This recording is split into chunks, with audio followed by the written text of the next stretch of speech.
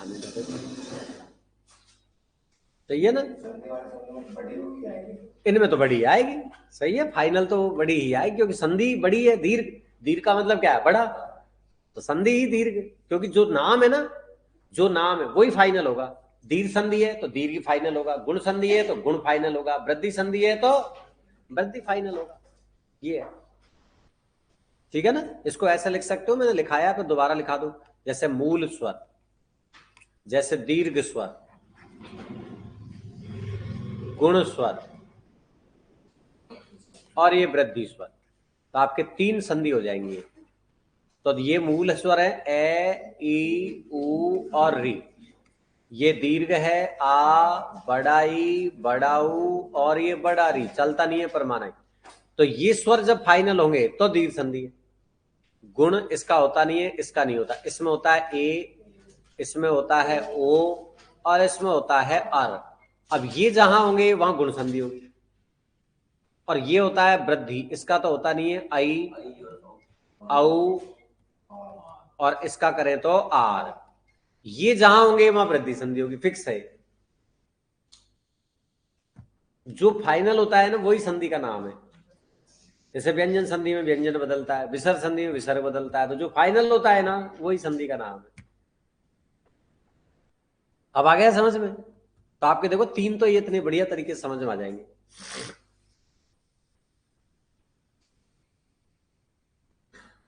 Clear हो गया? आराम से नोट कर लो, बस पहले लिखा दिया मैंने, पर कोई बात नहीं, लिख लो, आगे भी लिखा दूंगा। आपके साथ व्यंजन संधि छूट रही है। व्यंजन तो कल, कल नंबर आएगा, कल क्या परसों आएगा।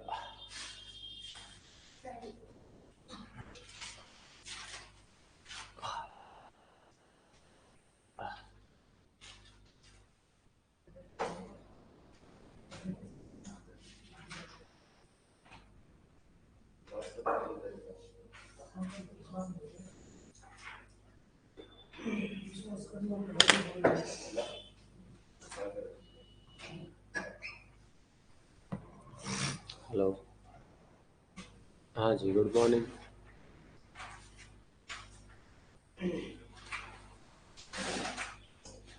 है, मुझे पता नहीं, आप करो जाके बात।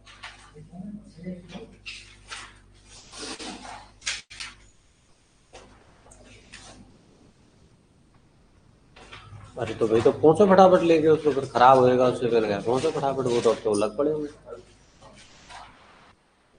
है ना भाई। छाछ तो सीधी सीधी काम आ जाएगी, बचने का क्या हो सकता है। देखो तो जल्दी करना तो जल्दी करना चाहिए, तो रात को ही, या तो मेरे से तो कोई जिक्र ही नहीं किया। अब खैर हुआ जो हुआ, पहुंचो पहुंचो पहुंचो।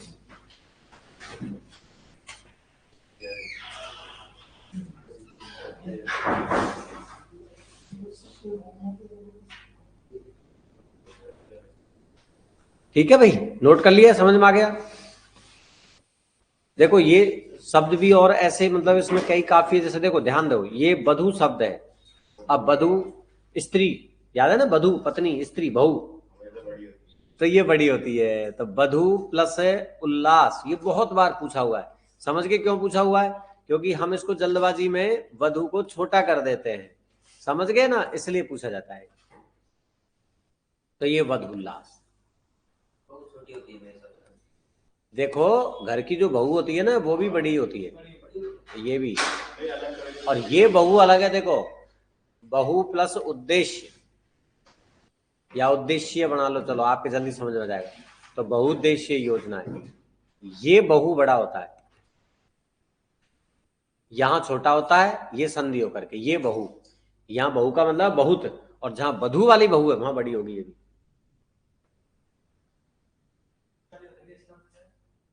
है, ये तो इसका अर्थ लिखा है ना कोष्टक में। और ये बहु का मतलब बहुत, अनेक, इसका अर्थ ये है। ठीक है ना, अच्छी तरह देख लो। देखो एक ये शब्द भी बहुत बार पूछा है, चमू। चमू का मतलब क्या होता है? सेना। ये बहुत बार आया, कभी पर्यायवाची में, कभी संधि में। चमू प्लस उत्साह, चमुत्साह। ये बस अभ्यास होता है पढ़ने का, और कुछ भी नहीं है। क्लास में क्या होता है, एक फ्लो बन जाता है, भाई ठीक है टीचर बोलेंगे, आप उसको सुनेंगे, लिखेंगे, रिवीजन होगा, तो अभ्यास हो जाता है।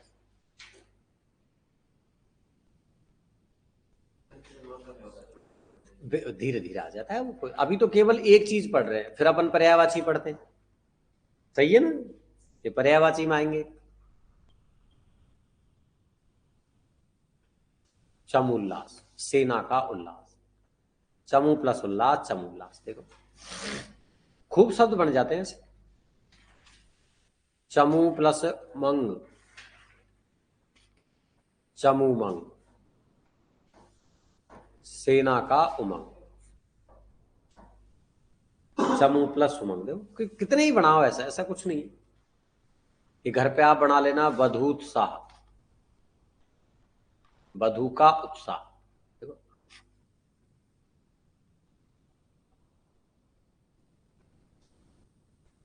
अच्छे शब्द है, कम शब्द है लेकिन अच्छे।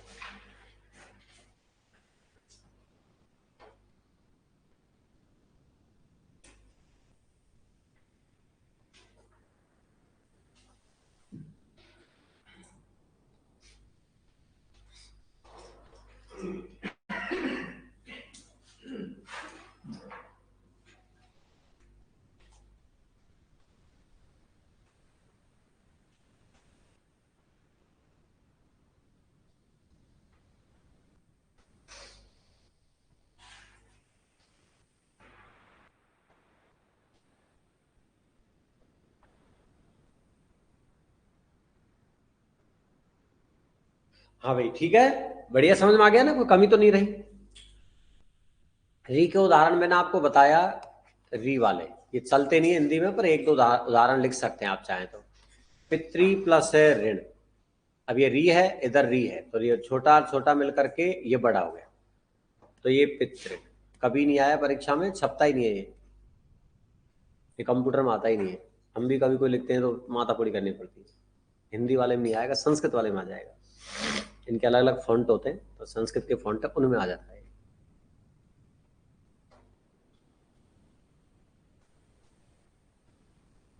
पितृ, मातृ प्लस ऋण, माता का ऋण बराबर मातृ। मातृ प्लस ऋण, मातृ। देखो माता का ऋण, मातृ प्लस माता का ऋण। सही है ना। कोई देखो शब्द चेंज कर ले, पर्यायवाची वगैरह कुछ हो जाए। मातृ प्लस ऋजुता, तो ये बन जाएगा मातृजूता। आप कहोगे ऋजुता का अर्थ क्या है, तो ऋजुता का अर्थ होता है नम्रता, सरलता। ये विलोम शब्द में बहुत आता है, वक्रता। ऋजुता का विलोम क्या होता है, वक्रता, ऋजु वक्र। ये विलोम शब्द में बहुत आता है। ठीक है ना, तो ये यहाँ के बजाय विलोम शब्द में काम आता है। तो ऐसा हमारे तो शब्द तैयार हो रहे हैं।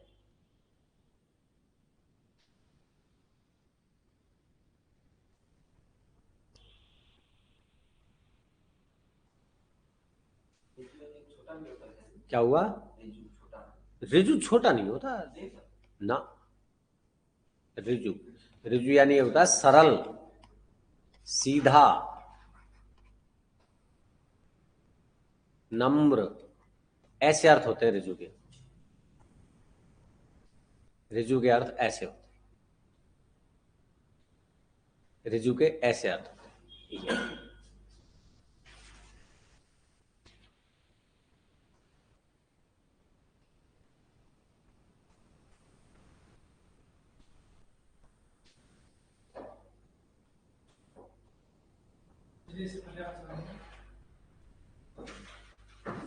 ये इसके पर्यायवाची हो गए। विलोम शब्द होता है वक्र, और ता प्रत्यय लग रहा है तो फिर वक्रता, ऋजुता वक्रता। ठीक है ना, प्रत्यय का प्रत्यय से करो।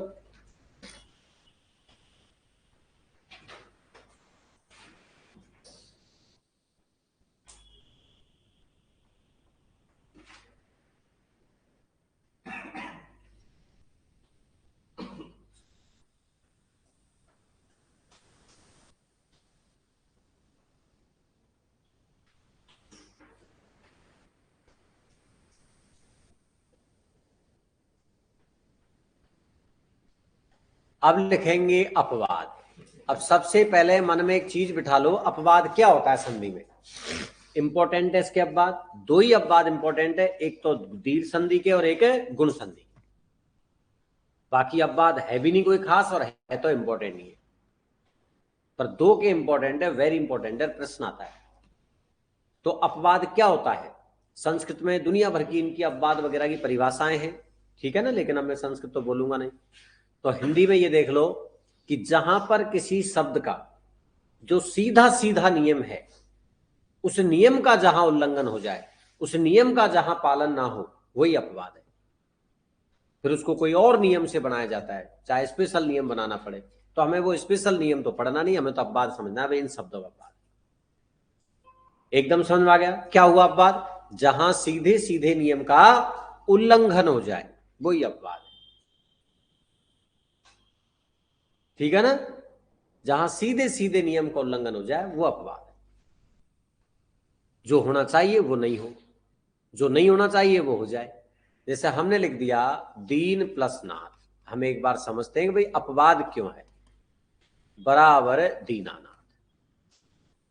अब यहां देखेंगे कि दीन है, इसमें ए है, नाथ है, इसमें आ इधर आएगा, स्वर हमेशा बाद में आता है। अब ए और ने की तो कोई दीर्घ संधि होती नहीं, याद करो। समझ गए अब बात क्यों है? अब ए ने में ए है, इधर तो ने है, तो ए और ने, तो ए और ने के बीच में तो कोई दीर्घ संधि होती नहीं है। आ जाइए ना, बताओ। तो जब इनके बीच में कोई संधि होती नहीं है तो ये कैसे हो गई दीर्घ संधि? संधि तो दीर्घ ही रहेगी, लेकिन अपवाद है। परीक्षा में एग्जैक्ट लिखा हुआ आएगा कि निम्न में से किस शब्द में संधि का अपवाद है, नाम आ जाएगा दीर्घ संधि का अपवाद है, लिखा हुआ है। समझ में आ गया अच्छी तरह? अब नोट कर लो आप, है ना। अपवाद समझ में आना चाहिए कि भाई अपवाद होता क्या है, ये भी क्लियर होना चाहिए कि अपवाद होता क्या है।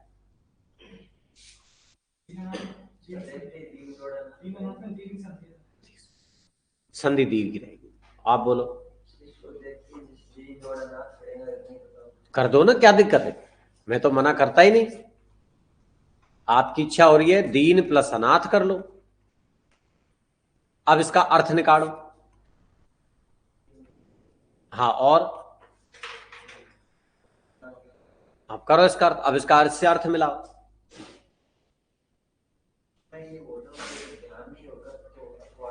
मैं जो कहना चाह रहा हूं ना आपको, वही बात अब कह रहा। अपवाद का भी लॉजिक वही है जो संधि का लॉजिक है, कि चाहे अपवाद हो, चाहे संधि का नियम हो, चाहे और कुछ हो, हमारा अंतिम उद्देश्य है शब्द का अर्थ सही करना। क्योंकि हम संधि पढ़ के भी समाज में आएंगे, समास पढ़ के भी समाज में आएंगे, नौकरी लग के भी समाज में आएंगे, और समाज में क्या चाहिए? भाषा का सही प्रयोग, अर्थ का अनर्थ नहीं हो। अब आपने माना कि ये संधि विच्छेद कर दिया, तो करके देख लो, मैंने तो मना किया ही नहीं। अब इसका अर्थ लगाओ। दीनानाथ का तो क्या अर्थ है, इनका क्या अर्थ है? नहीं आया समझ में? मुझे पता नहीं, आप बताओ। तो पूछो कोई अड़ोसी पड़ोसी से, करो दीनानाथ का क्या अर्थ है, करो देख अर्थ, कौन बताएगा? दीनों का, देखो बता रहे हैं, पीछे बताओ आराम से, क्या है? दीनों का है जो नाथ, दीनों का स्वामी है, दीन दुखियों का स्वामी है, गरीबों का स्वामी है, ठीक है। अब इसका क्या अर्थ है? जो दीन है और अनाथ भी है खुद ही। अब अर्थ सही हुआ गलत हो गया? और इसका अर्थ सही है, जो दीनों का नाथ है। अब समझ गए? तो इसका अर्थ सही निकल रहा है, इसका अर्थ गलत निकल रहा है, इसलिए ये वाली संधि गलत कर लो। आप समझ गए?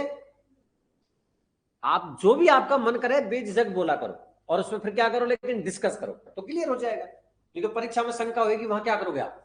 वो तो जानबूझ के ऐसा ऑप्शन देगा, इसलिए डिस्कस करो, ठीक है। अब समझ में आ गया अच्छी तरीके से? अर्थ का अनर्थ हो जाएगा। दीनों का नाथ, दीनानाथ, सही है। सहज सहज देख लिया करो, लोक व्यवहार। दीन बंधु बोलते हैं ना, जो दीन दुखियों का स्वामी है, दीन दुखियों का भाई है, दीन दुखियों का रक्षक है नाथ है, स्वामी है, प्रभु है, राजा है। समझ में आ गया? तो ऐसे अर्थ तो सही बैठ रहे हैं, लेकिन जो दीन है और जो अनाथ है, वो दीनानाथ नहीं बोलेगा। हो गया क्लियर? चलो, जैसे देखो इसमें अलग तरह का अपवाद है, शक प्लस अंधु, लेकिन ये परीक्षा में नहीं आता, ये तो आता है। अंधु कुएं का नाम था एक, शकंधु। अभी देखो इसमें अपवाद क्यों, एक बार और उल्टा तरीके का अपवाद देख लें कि यहां पर कै में क्या है, ए, और इधर भी क्या है, ए। यहां एर ए मिलकर क्या बना था, आ, और आ होता तो ये क्या बनता, शकांधु, और हमने क्या बनाया है, शकंधु। हो गया नियम को उल्लंघन। ऐसे नियम को उल्लंघन होता है, वही अपवाद है, अर्थ नहीं होगा कोई। ये शब्द फिक्स होते हैं रे, अपवाद आप रट के भी जाओ ना तो फिक्स होते हैं, ये ज्यादा नहीं होते। ऐसा नहीं कि भाई अपन 100 उदाहरण लिख लें, 50 लिख लें, 2 और लिखा दो, ऐसा नहीं होता, ये फिक्स होते हैं। नहीं, ये वाला नहीं आता। ये आया हुआ है, इंपॉर्टेंट बता रहा हूं, ये आया हुआ है, देखो ये बार बार आया हुआ है, कुल प्लस अटा। कुल यानी कुल को अटा, अटा जानते हो, अटन करना, बिल्कुल घुमा दे, जो चक्कन भजी कर दे, तो वो क्या कहलाएगी, कुलटा, है ना? बताओ, जयपुर में तो एक भी नहीं होंगी शायद ऐसी लेडीज।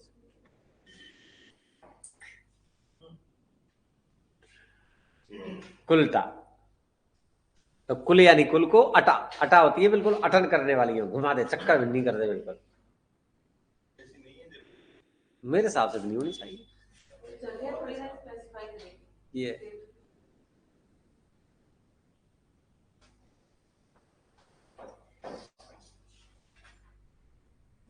शब्द शुद्धि का एक प्रश्न, अशुद्ध वर्तनी वाला शब्द बताना है। सब तो सही है, अष्ठ गलत है, अष्ठ गलत है, यही उत्तर है, अष्ठ गलत है, अष्ट होता है, अष्ट गलत लिख रखा है आपने, ये गलत लिखा हुआ है, ये अष्ट होता है,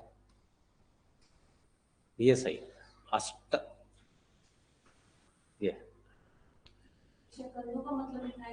फल होते हैं ना, फल, शकंदु फल, बेर वगैरह होते हैं ना, ये शकरकंदी जमीन में होते हैं, या कांटे वाले फल, उनको शकंदु। एक और ऐसा शब्द लो, करकंधु, कर्क प्लस, ये आते नहीं है परीक्षा में, उल्टा आता है, ये इंपॉर्टेंट है, करकंधु। इन शब्दों को उल्लेख इतिहास में भी आता है, करकंद, ये भी फल ही होते हैं। जमीकंद लिख सकते हैं आप, इनके अर्थ जमीकंद, जो जमीन में होने वाले। हाँ, कई सब्जी होती है, सलजम जो जमीन में होते हैं, रतालू जाने क्या क्या होते हैं, आलू जो जमीन में होते हैं ना। अब सर्दियां चल रही है, शकरकंदी बहुत अच्छी लगती है, आई होगी ना शकरकंदी, नहीं खाते, अच्छी लगती है। अब लाऊंगा मैं, तो अब लाऊंगा, तो आज ही ले आऊंगा, आज याद आ गई, आज ही ले आऊंगा, अरे बड़ी अच्छी लगती है। पर करे क्या, वो चूल्हे में सेकते हुए अच्छी लगती है, वो पानी में उबालते मजा नहीं आता उसमें, वो लिस्पी सी हो जाती है फिर वो फॉर्मेलिटी तो है, पर मजा नहीं आता। तो मैं तो क्या, घर पे सिगरी रखी हूँ, सिगरी में दे दूंगा, सिगरी में दे दो, ये सही है। और क्या करें, सिगरी में दे देंगे तो सिगरी में बढ़िया बन जाएगी। आप तो क्या, हम तो क्या, पिताजी ने आदत बना रखी तेल डालने की, उन्होंने बढ़िया सिखा दिया, तेल डालो, आग लगाओ, जलती रहती है, अपने काम में लगे तो अपने आप जल जाएगी। डीजल डाल दो, अब केरोसिन तो बंद हो गया, डीजल डाल दो, क्या डीजल, डीजल से डल जाती है। नहीं, बंद ही हो गया सर केरोसिन तो, कहाँ मिलता होगा, बहुत ढूंढते हैं है? अच्छा, हाँ, नॉर्मल तो मिलता नहीं है अब तो, क्योंकि आज से 4 साल पहले मैं ढूंढता था, जब मेरे पिताजी थे, जब मैं ढूंढता था, उनको कहा केरोसिन ही चाहिए, ढूंढ केरोसिन ही चाहिए मुझे, तो सिगरी जलाने चाहिए और कुछ नहीं। ठीक है साहब, तो अपन को तो क्या समझने थे, शकंदु और करकंदु। वैसे ये कोई ऐतिहासिक जगह भी थी कोई, ठीक है, शकंदु और करकंदु क्या थी, ऐतिहासिक जगह, पर इतना ये शब्द आते नहीं, इसलिए अपन ज्यादा चर्चा नहीं करें। ये अच्छा आता है, देखो अष्ट प्लस वक्र बहुत बार आया है, आरएस में भी बहुत बार आया है, अष्टावक्र, याद है ना, 8 जगह से टेढ़ा, कभी वन वर्ड में आता है, कभी समास में आता है, कभी संधि में आता है, कभी किसी में आता है, कभी किसी में आता है। जानते हो ना, एक ऋषि का नाम है किसी को याद, जनक के गुरु, जनक जो है ना, राजा जनक, सीता के पापा, उनके गुरुजी रहे हैं। 8 जगह से टेढ़े थे। मम्मी पापा का नाम था सुजाता और कुहोड़, ऋषि कुहोड़, और मम्मी का नाम था सुजाता।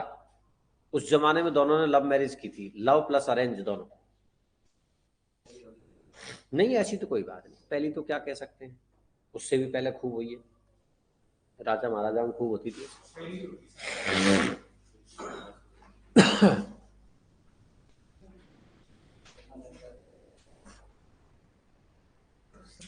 तो ये 8 जगह से टेढ़ा था। इनके पिताजी ने श्राप दिया था, तो ये राजा जनक के यहाँ गए थे। जनक के प्रश्न थे जिनका कोई उत्तर नहीं देता था, और जनक की एक और खासियत थी, पहले ही अनाउंस करवा दिया कि जो मेरे प्रश्नों का उत्तर नहीं देगा तो उसको जेल में और डालूंगा, या तो आवे ही मत, और आए अगर उत्तर नहीं दिया तो जेल में डालूंगा, उत्तर दे दिया तो इनाम दूंगा। ठीक है ना। और कुबड़े थे उस समय, मात्र 5-6 साल के थे। खुद इनके पापा जो है ना, जिन्होंने इनको श्राप दिया इसको, वो खुद उत्तर देने चले गए कि मैं तो बहुत बड़ा विद्वान, उनको घमंड था। वो भी हार गए, वो भी जेल में डाल दिए। 200 और कुछ विद्वान जेल में डाले थे। फिर ये गया, ये तो बच्चा ही था। तब इसने राजा जनक के हर प्रश्न का उत्तर दिया। राजा जनक बहुत बड़े विद्वान थे, खुद भी पढ़े लिखे थे, बहुत ज्यादा विद्वान थे। तो उन्होंने कहा कि भैया उत्तर तो मिल गया, अब एक काम और कर दो, मेरे गुरुजी बन जाओ। ते राजा जनक बोले बन तो जाऊंगा, पर मुझे तेरी दान दक्षिणा, उसने कहा था कि जो उत्तर देगा उसको राज्य दूंगा, धन दूंगा। मुझे कुछ नहीं चाहिए, ये जितने भी जेल में बंद है इनको छोड़ दो। तो उसके पापा भी तो छूट गए ना। फिर कहते हैं उनके पापा ने अपनी योग शक्ति से इसको सीधा भी कर दिया। अष्टावक्र, अष्ट माने 8 जगह से, वक्र माने टेढ़े। अपवाद ही चल रहा है। आप बताओ क्या है। तय में से तो है निकल जाएगा, आगे वह है, स्वर तो हमेशा बाद में रहता है। अब ए और वह के साथ दीर्घ संधि कहां होगी बताओ। ए और वह के साथ दीर्घ संधि कहां होगी। सही है ना। जैसा और लिखा दूं, ये भी इंपॉर्टेंट है, बहुत बार आया है। अष्ट प्लस 10, ये बहुत बार पूछा हुआ है। अष्टादश, इसमें भी वही है। अष्टादश तो जानते हो ना, 18। जैसे 1 प्लस 10 एकादश, ये भी इंपॉर्टेंट है, आ सकता है, आया नहीं है पर आ सकता है। एकादश देखो।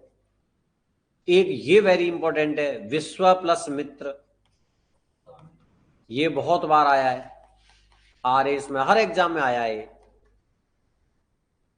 विश्वामित्र ऋषि तो जानते ही हो आप अच्छी तरह, मेनका वाले, क्योंकि ये राजा थे, फिर इनके सड़क चढ़ गई, मैं तो तपस्या करूंगा, ऋषि बनूंगा, नहीं चाहिए राजपाट।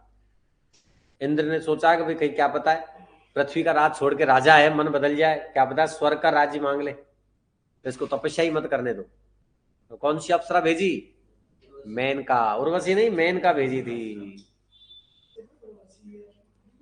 नहीं नहीं, मेनका भेजी थी, मेनका भेजी थी। और मेनका ने जो है क्या है, तपस्या भंग कर दी, जिससे कौन पैदा हुई, शकुंतला, जिसका विवाह दुष्यंत से हुआ, और उनके बेटे का नाम क्या हुआ, भरत।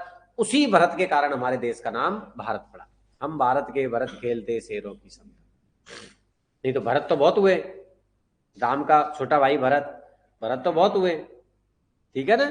लेकिन ये वो भरत, और इसी वंश में ये कौरव हुए थे। कौरव जो थे ना, कौरव पांडव, इसी भरत के वंश में, दुष्यंत के वंश में थे,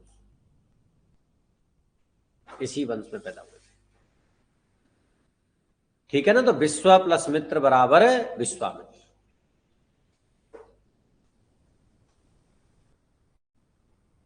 एक आध और लिखा दो, वह जरूरत नहीं है, खास खास तो हो गए, पर और लिखा दो एक आध। मूसल प्लस धार, तो ये क्या बन जाता है, मूसलाधार। मूसल प्लस धार बराबर मूसलाधार, मूसल प्लस धार बराबर मूसलाधार। देखो,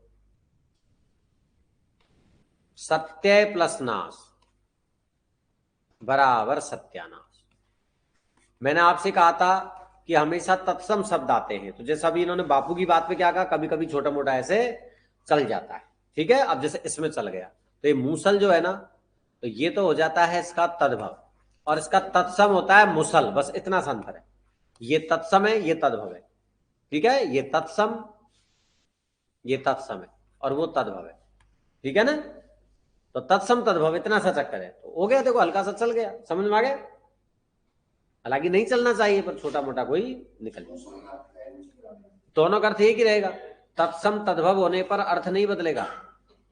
तत्सम तद्भव होने पर अर्थ, जैसे मान लो ये प्रस्तर, ये तत्सम है, तो इसका तद्भव हो जाएगा पत्थर, अर्थ वही रहेगा। जैसे मान लो ये पाषाण है, तो पाषाण का पाहन होता है, और दोनों, अब चारों का अर्थ पत्थर ही रहेगा। ठीक है, तत्सम तद्भव होने पर अर्थ नहीं बदलता है, अर्थ वही रहता है जो उसका अर्थ होता है। ठीक है ना, अर्थ नहीं बदलता। तत्सम और तद्भव जब कोई शब्द आएगा तो उसका अर्थ नहीं बदलता, अर्थ वही रहेगा, जो उसका अर्थ है वही अर्थ है।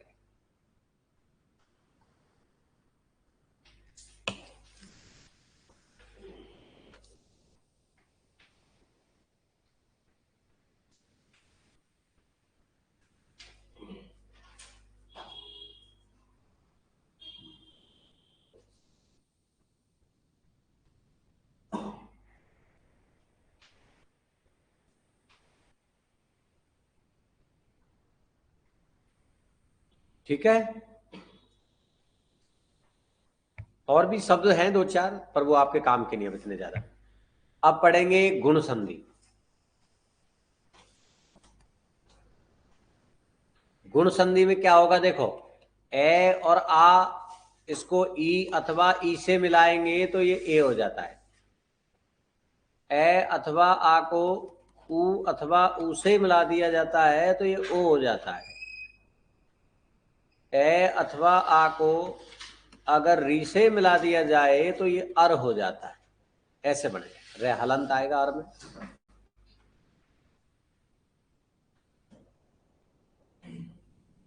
ये आपकी गुण संधि। ठीक है ना, आज आप कैसे बिल्कुल शांत है, तबीयत तो अच्छी है, कोई टेंशन है, कुछ गड़बड़ है? हाँ, जब भी तो ना बिल्कुल शांत कतई।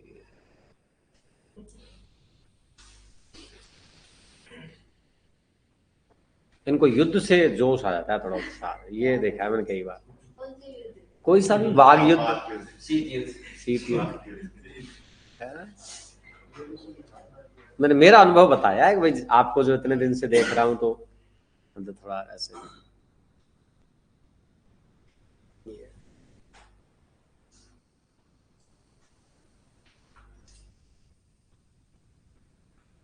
ठीक है भाई, ये आपके गुण संधि ऐसे बनेगी।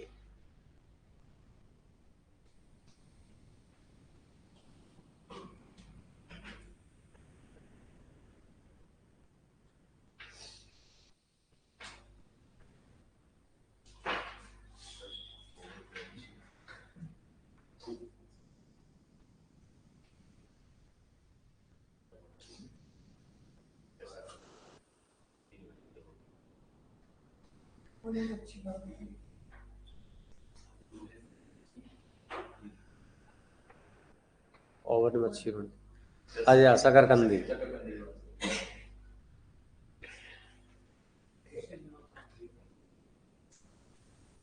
चलिए, एक के उदाहरण लिखो। एक, ये देखो आपके कुछ तो रटे पिटे शब्द है, रमा धनीश, रटे पिटे ना, याद करो। देखो इसमें इसमें क्या आ गया, आ, ऐसे चेक कर लो एक बार। इधर क्या आ गया, ई, दोनों को मिलके क्या हो जाएगा, ए, तो रमेश बन के, आराम से देखो। बिल्कुल, हमेशा बढ़िया आएगी। ईश्वर, ईश बोल के देख लिया करो, याद करो। अभी अभी अपन बात कर रहे थे महा प्लस ईश, याद आ गया। अब चाहे महेश लिख लो, चाहे आप खुद बना लेना महेश्वर, याद है ना, अभी अभी तो बात कर रहे थे अपन, भूल गए क्या? वो महेश्वर था और ये महेश्वर है, ये शिव जी का पर्यायवाची है, वो राजा का पर्यायवाची था। याद करो, ऐसे रिवीजन ऐसे ही तो होता है। गणेश,